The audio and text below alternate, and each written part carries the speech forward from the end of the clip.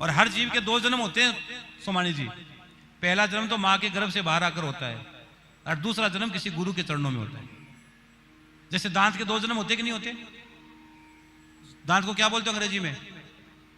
Teeth बोलते हो। तो अंग्रेजी में जो बोलते हो या हिंदी में बोलो दांत, दांत के दो जन्म होते कि नहीं होते बताओ? एक दांत 7 या 8 साल में आता है, टूट जाता है, वापस दूसरे वाला दांत आता है, जीवन भर साथ निभाता है।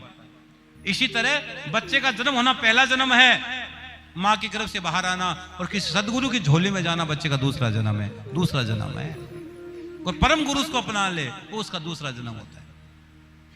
इसलिए बच्चों को संस्कार दो मेरे बहन भाई। संस्कार आकार देते हैं, संस्कार आकार देते हैं, संस्कार आकार देते हैं, संस्कार आकार देते हैं। और अगर मां के घर में संस्कार नहीं पलते तो राक्षसों के कुल में भक्त प्रहलाद पैदा होता। भक्त प्रहलाद जब मां की कोख में था तो नारद के आश्रम में थी कयादू, भागवत में लिखा गया है। इसलिए उनके घर में भक्त प्रहलाद पैदा हो गया जिसने खंबे से परमात्मा प्रकट कर दिया। अभिमन्यु ने मां के घर में सब कुछ सीख लिया था। इसलिए माताओं के घर में जो बच्चा होता है तो माताएं जो खाती है, रहती है, कैसे भी करती है, सब चीज बच्चे के संस्कार आते हैं। पहले जब बच्चा होता था कहते थे ना बच्चा किस पे गया है, बच्चा किस पे गया, मामा पे गया, मामी पे गया, दादा पे गया, दादी पे गया, किस पे गया है?